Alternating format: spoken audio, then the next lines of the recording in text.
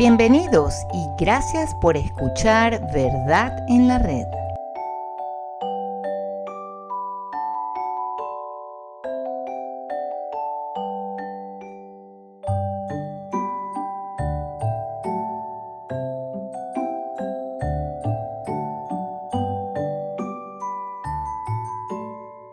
Apreciados hermanos en la fe, ustedes deben haber escuchado que el pasado 3 de octubre el Papa Francisco firmó sobre la tumba de San Francisco de Asís la encíclica llamada Fratelli Tutti, que quiere decir todos hermanos.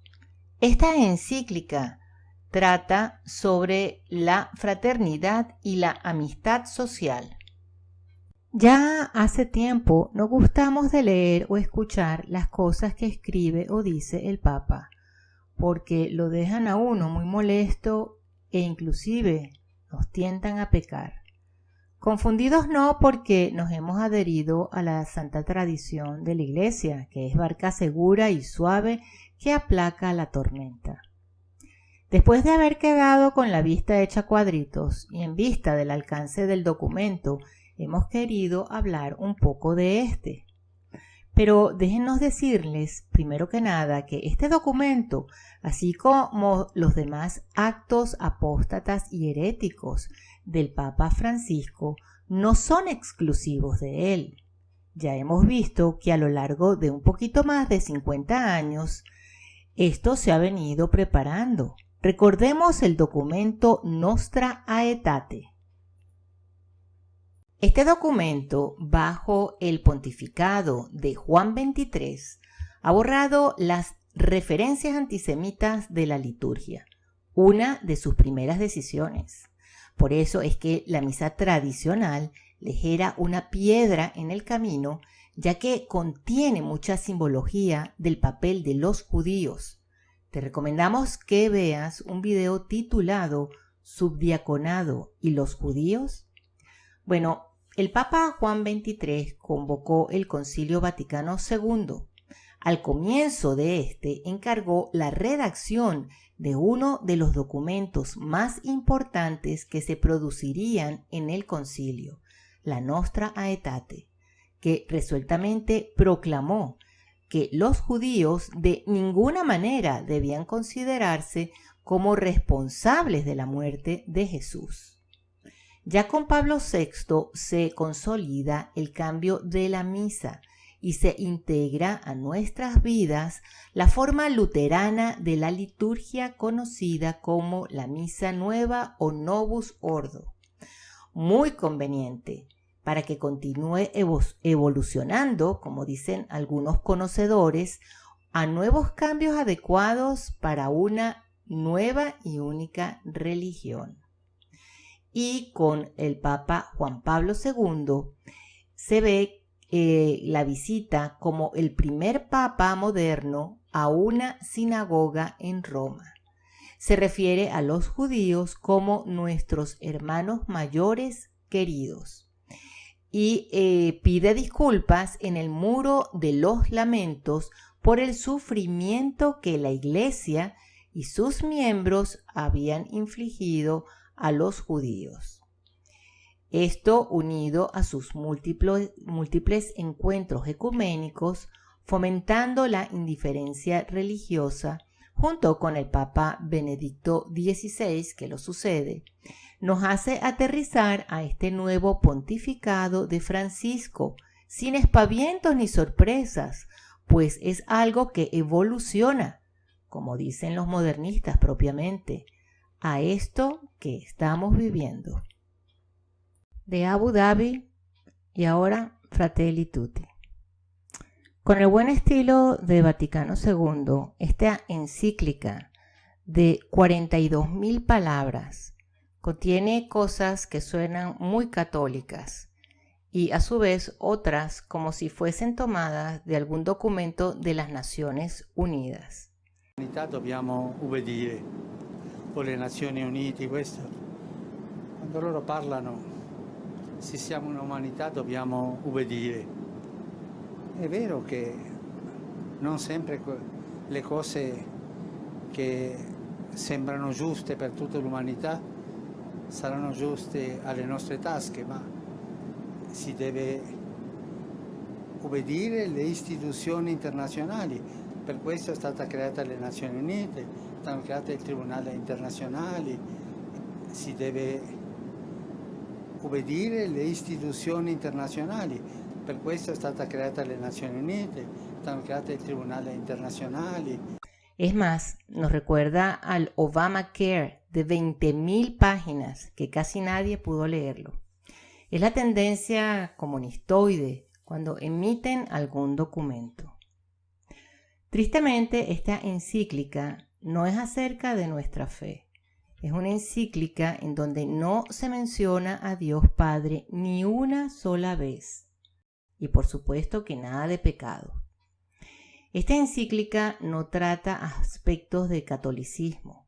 Es todo acerca de humanismo, es acerca del globalismo, naturalismo. Al comienzo de la encíclica, el Papa Francisco evoca la visita de San Francisco de Asís al sultán Malik al-Kamil de Egipto. En el número 4 del documento leemos, cito, él no hacía la guerra dialéctica imponiendo doctrinas, sino que comunicaba el amor de Dios. Cierro cita. Pero el problema aquí es que todas las fuentes de la época que narran estos sucesos nos dicen que San Francisco quería convertir al sultán y apoyaba las cruzadas que combatían en Tierra Santa. Esto es manipulación de la historia. Sabemos que el santo lo que quería era la conversión del sultán y su pueblo, y de aquellos cristianos sometidos, atrapados bajo esa tiranía, puesto que lo que estaba en juego era la pérdida de sus almas. Francisco no fue a dialogar y a hacer concesiones al sultán, a sus creencias, fue a decirle que se perdería si no cambiaba. San Francisco escribió, no hacer ni censuras ni disputas, ser sumisos a toda criatura humana a causa de Dios y confesar simplemente que son cristianos. O bien, si ven que esta es la voluntad de Dios, anunciar la palabra de Dios con el fin de que los no cristianos crean en Dios Todopoderoso, Padre, Hijo y Espíritu Santo, Creador de todas las cosas, y en su Hijo Redentor y Salvador, y que se hagan bautizar y se conviertan en cristianos. Aquí vemos que San Francisco está diciendo de anunciar la palabra de Dios, de referirse como un cristiano, de que solamente a través de Cristo está la salvación, pero no a conceder ni a justificar los errores de estos musulmanes. Otro aspecto perturbador de esta encíclica es que aparece el lema de la Revolución Francesa, libertad, igualdad y fraternidad, muy propio de la masonería que la impulsó. Se trata de una utopía que nunca se ha cumplido en la historia. Y esto no ha pasado desapercibido por alguien que sí la ha entendido en sus justos términos. Y esta es la Gran Logia de España, que considera que Francisco abraza el concepto de fraternidad de la masonería.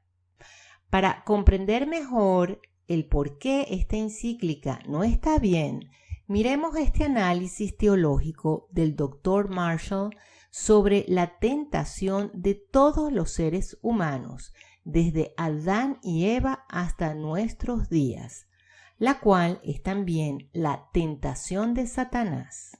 Encontramos que la tentación de mirar a nuestra propia naturaleza sin Dios, sin la Santísima Trinidad, sin el bautismo, el cual es la manera en la que nos unimos a la Trinidad, y mirar a nuestra propia naturaleza para sanarnos, redimirnos, elevarnos, hacernos felices y finalmente unirnos a Dios, es lo que se proyecta en esta encíclica.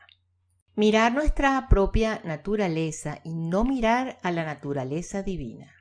No mirar en la participación de la vida de Dios, la cual llamamos vida sacramental.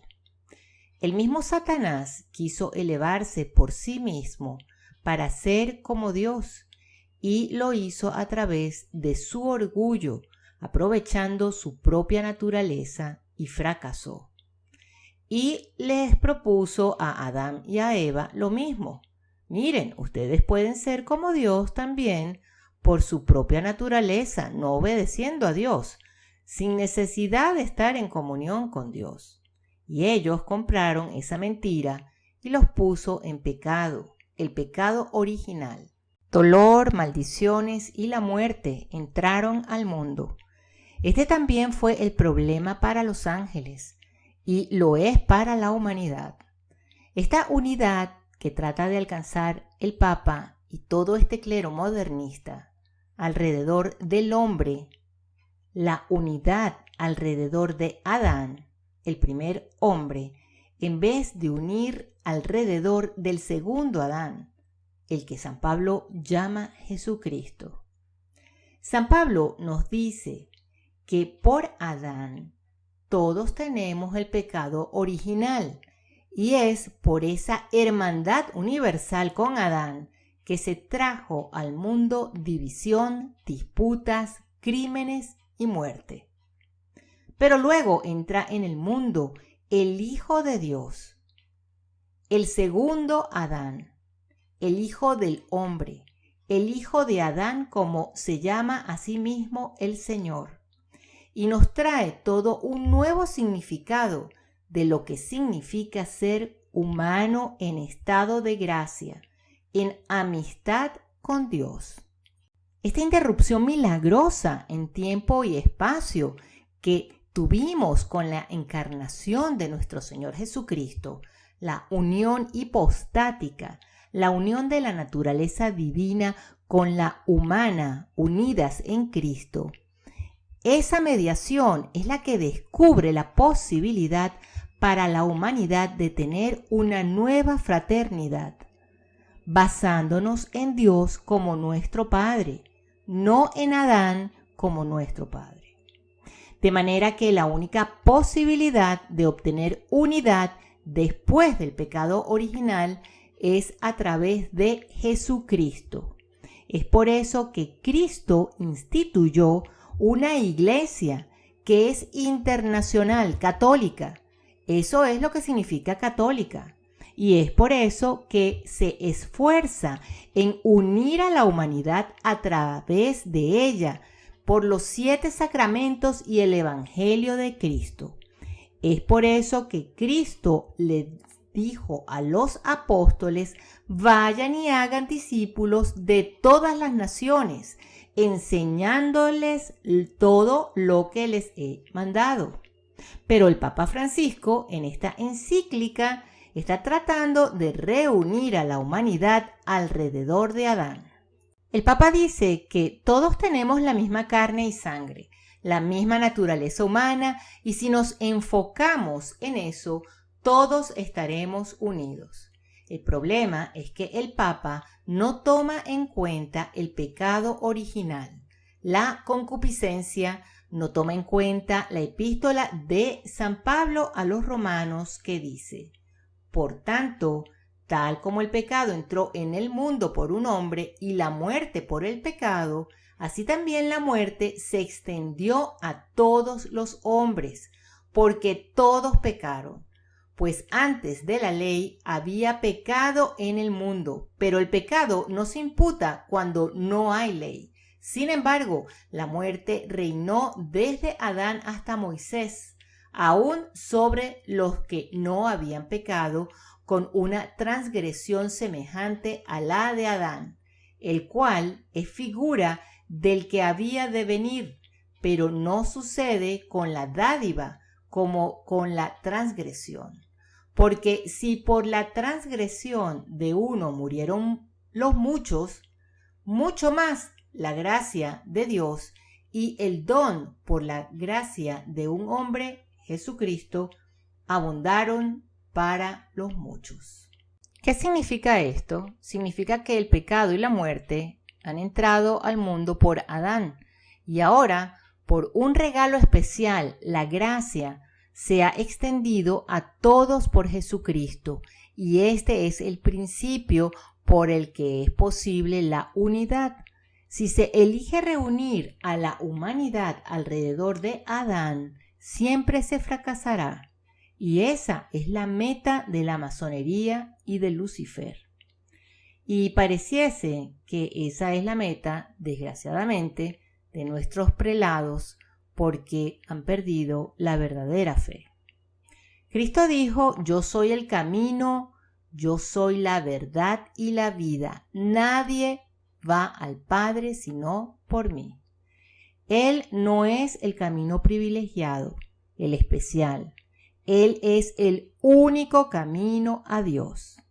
El principal problema con esta encíclica es que trata de unir a la humanidad a través de la naturaleza humana y no alrededor de Cristo, el cual nos dio la gracia y los medios para triunfar sobre el pecado original. Otra cosa que queremos señalar en esta encíclica es en el número 257, que el Papa dice que quiero destacar que los 75 años de las Naciones Unidas y la experiencia de los primeros 20 años de este milenio muestran que la plena aplicación de las normas internacionales es realmente eficaz y que su incumplimiento es nocivo.